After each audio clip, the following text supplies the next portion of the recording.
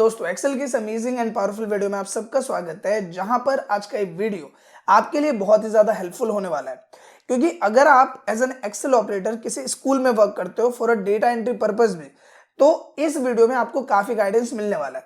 Normally अगर आप on screen ध्यान दें तो मैंने यहाँ पे एक स्कूल के स्टूडेंट्स के डेटा को मेंटेन किया हुआ है, जहाँ पे मैंने नॉर्मली रोल नंबर, स्टूडेंट्स के नेम, फादर्स नेम, क्लास और मंथली फीस लिखी है।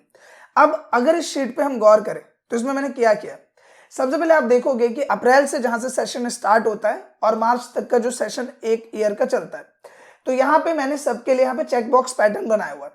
अब यहाँ पे टोटल 12 मंथ्स है। अब अगर मैं यहाँ से दो चेक बॉक्स को यहाँ पे कट कर दूं तो आप यहाँ पे देखोगे कि जो पेड मंथ्स है उसका डेटा यहाँ पे चेंज हो गया है। पेड मंथ्स मुझे कितना दिखा रहा है 9 और रिमेनिंग मंथ्स मुझे यहाँ पे शो कर रहा है 3। इसके साथ ही अगर यहाँ पे मैं चेक बॉक्सेस को बढ़ा दूं, जैसे मैंने यहाँ पे बढ़ा दिया, तो आप देखोगे कि यहाँ पे जो पेड मंथ्स है वो यहाँ पे 12 हो गया और रिमेनिंग मंथ्स 0 हो गया। इसके साथ ही यहाँ पे आप देखोगे एग्जाम एलिजिबिलिटी। मान लो जिस भी स्कूल का ये डेटा है तो उस स्कूल का कहना ये है कि अगर स्टूडेंट्स के 12 महीने की फीस आ रखी है, साथ ही उनका असाइनमेंट और प्रैक्टिकल दोनों ही सबमिट है, तभी वो एग्जाम देने के लिए एलिजिबल है, अदरवाइज वो एलिजिबल नहीं है। फॉर एन एग्जाम्पल, जैसे कि अगर मैं असाइनमेंट या प्रैक्टिकल की बात करूं, मान लो मैंने प्रैक्टिकल वाला पोर्शन यहाँ पे एक हटा दिया कि इसका सिर्फ और सिर्फ असाइनमेंट सबमिट है, प्रैक्टिकल सबमिट नहीं है, तो मुझे यहाँ पे क्या शो कर रहा है कि असाइनमेंट या प्रैक्टिकल पेंडिंग, मुझे ये मैसेज यहाँ पे शो कर रहा है। इसी की जगह मान लो कि हमारा असाइनमेंट या प्रैक्टिकल सबमिट है, लेकिन इस बच्चे की 2 महीने की फीस नहीं आ रखी, तो यहाँ पे मुझे क्या शो कर रहा है, फी पेंडिंग।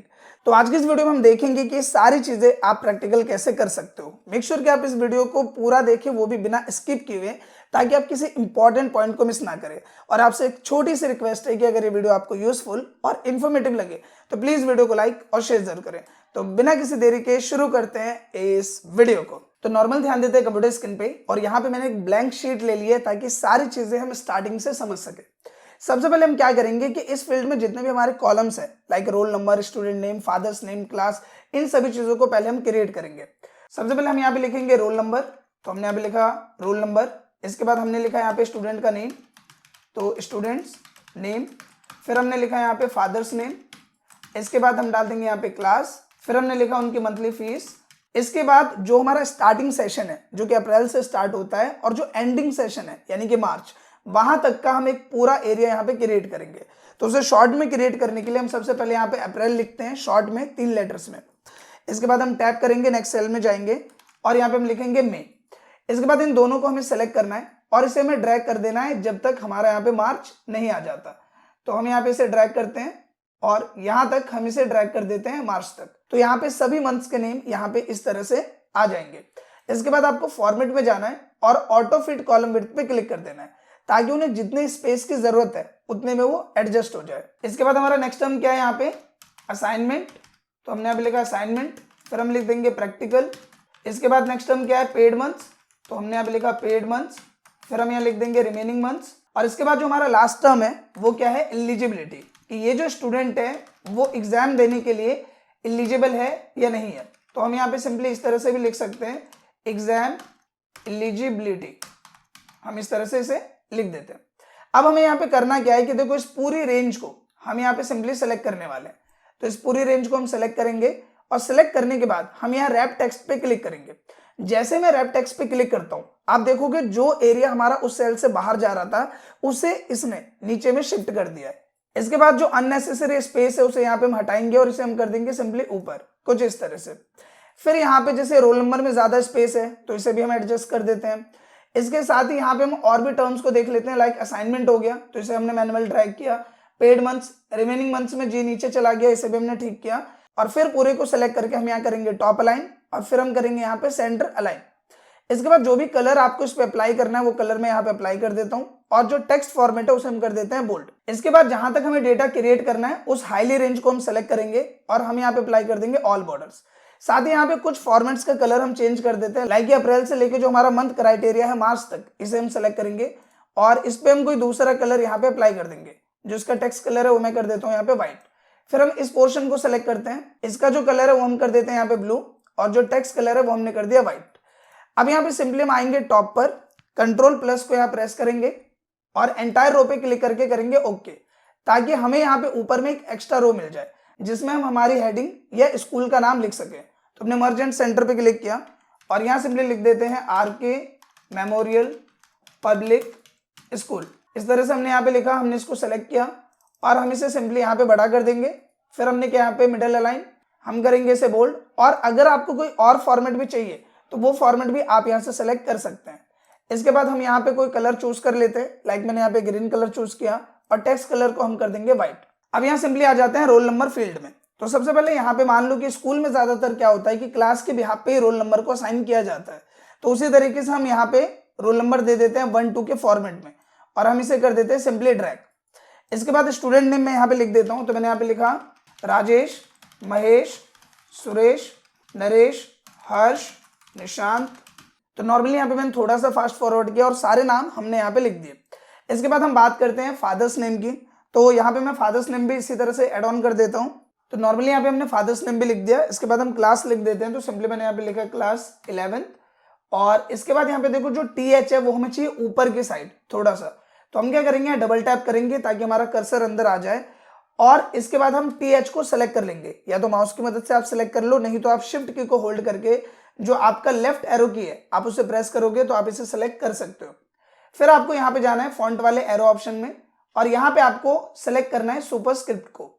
इसके बाद हम करेंगे ओके। जैसे मैं ओके करूंगा आप देखोगे जो TH है वो यहाँ पे ऊपर आ गया। इसके बाद हम यहाँ पे सेलेक्ट करेंगे और राइट क्लिक को होल्ड करके हम इसे ड्रैग करेंगे और यहाँ पे सिंपली हम कॉपी सेल पे क्लिक कर देंगे ताकि ये जो सेम फॉर्मेट है वो यहाँ पे कॉपी हो जाए।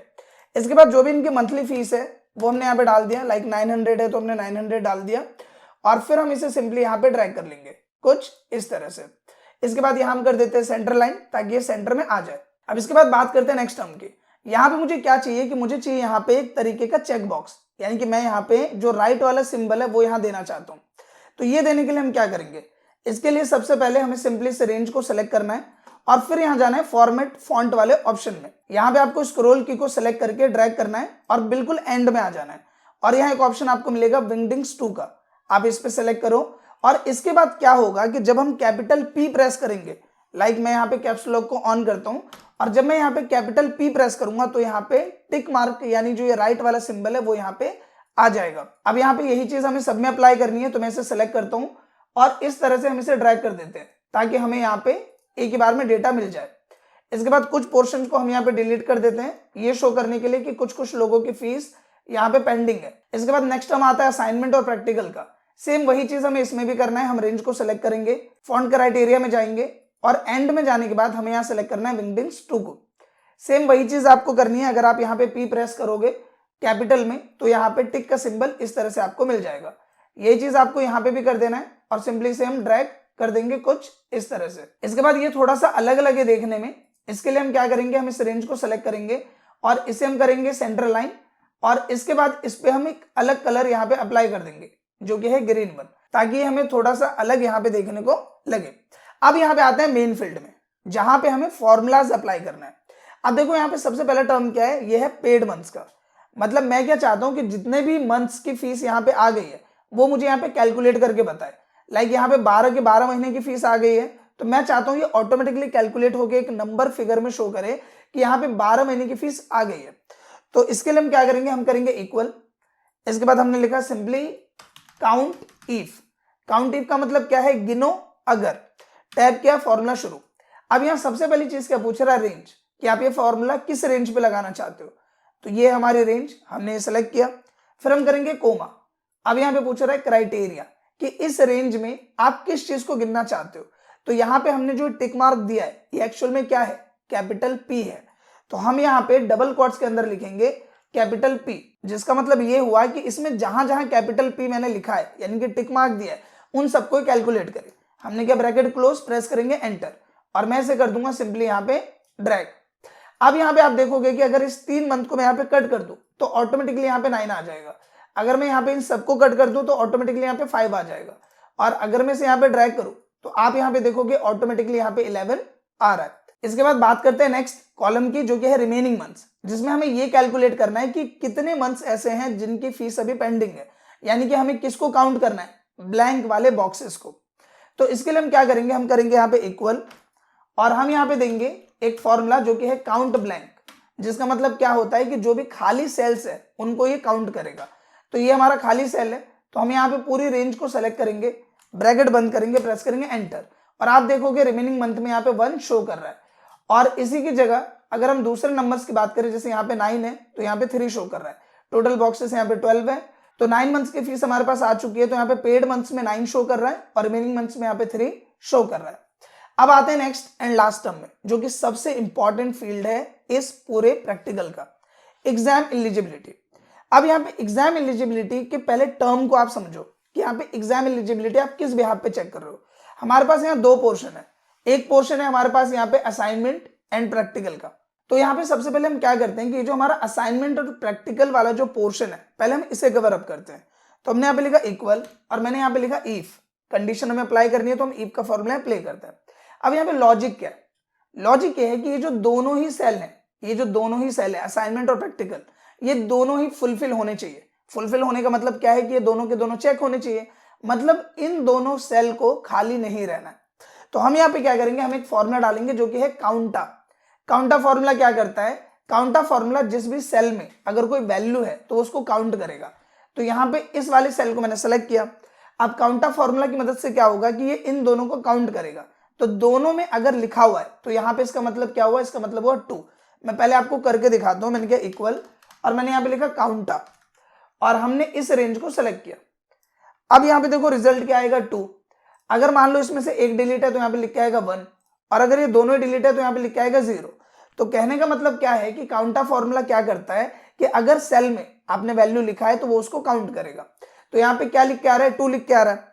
अब इसी चीज का हमें यूज करना है इफ के साथ। हमने क्या यहाँ पे इक्वल, हमने सिंपली लिखा इफ, टाइप किया फॉर्मूला शुरू।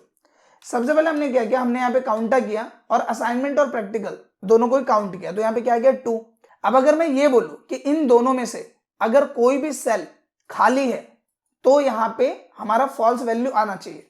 कहने का मतलब क्या है कि अगर मैं ये बोलूं कि इन दोनों को काउंट करने पे अगर इन दोनों में चेक है तो आएगा 2, और मैं बोलूं कि अगर ये लेस देन 2 है यानी कि 2 से कम है तो यहाँ पे क्या होगा कि ये नॉट इलिजिबल है। मैं इसको क्या बोल रहा हूं कि आप नॉट इलिजिबल हो। और अगर मान लो कि दोनों के दोनों भरे हुए हैं तो यहाँ पे क्या हो जाएगा कि आप इलिजिबल हो।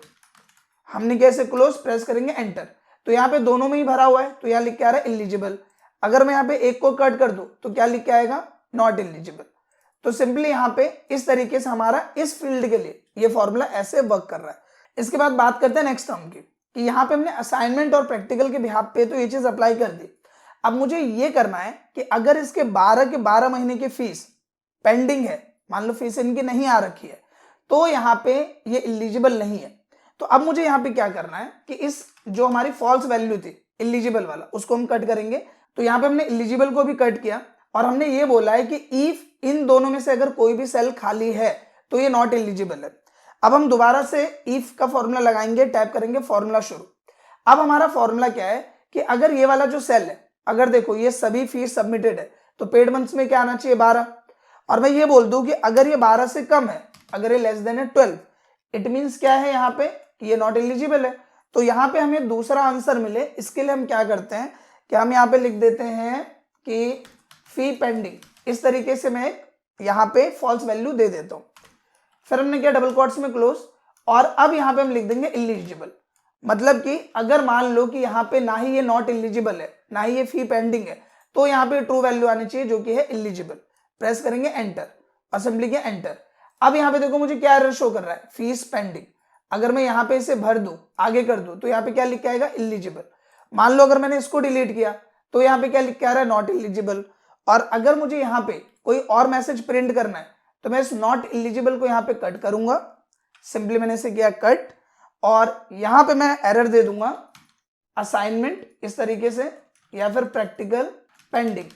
इस तरह से हमने यहाँ पे मैसेज दे दिया। हम करेंगे एंटर, और अब आप देखोगे अगर हमारा असाइनमेंट सबमिट नहीं है तो हमें ये एरर मिलेगा। और अगर हमारा यहाँ पे मान लो कि हमारा ये असाइनमेंट सबमिट है कुछ इस तरह से, और हमारी फीस मान लो पेंडिंग है, तो हमें यहाँ पे क्या एरर मिलेगा, फीस पेंडिंग का। और जिसमें मान लो कि 12 मंथ्स की फीस भी आ रखी है और दोनों असाइनमेंट भी सबमिट है, प्रैक्टिकल भी सबमिट है, तो वहां पे टर्म क्या आ रहा है, इलिजिबल। अब यहाँ पे बात करते हैं एक और मेन टर्म की। जैसे मान लो कि यहाँ पे फी पेंडिंग भी है, या फिर मान लो कि किसी का असाइनमेंट पेंडिंग है तो उसका भी एरर है, और हम ये चाह रहे हैं कि जो इलिजिबल स्टूडेंट्स है उनका डेटा हमें थोड़ा अलग दिखे ताकि उन्हें फिल्टर करना हमारे लिए ईजी हो। तो उसके लिए हम क्या कर सकते हैं, हम इस रेंज को सेलेक्ट करेंगे और हम जाएंगे कंडीशनल फॉर्मेटिंग में, और यहाँ पे हाईलाइट सेल्स रूल्स में जाओ और यहाँ पे एक ऑप्शन मिलेगा आपको टेक्स्ट दैट कंटेन्स, इस पे क्लिक करना है और सिंपली यहाँ पे हमें लिख देना है एलिजिबल, कुछ इस तरीके से। अब यहाँ पे जैसे मैं एलिजिबल लिखता हूँ आप देखोगे ये फील्ड यहाँ पे हाईलाइट हो गया है, और जो भी कलर आपको बेटर लगता है वो आप यहाँ से सेलेक्ट कर लो। लाइक हमने ग्रीन सेलेक्ट किया और हम कर देंगे ओके।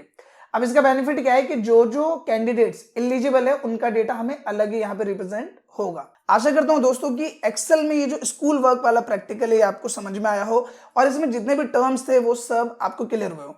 अगर ये वीडियो आपको अच्छा लगा तो प्लीज इस वीडियो को लाइक करें, शेयर करें, साथ ही कमेंट करके अपना फीडबैक जरूर दें। मिलते हैं नेक्स्ट वीडियो में, तब तक के लिए थैंक यू।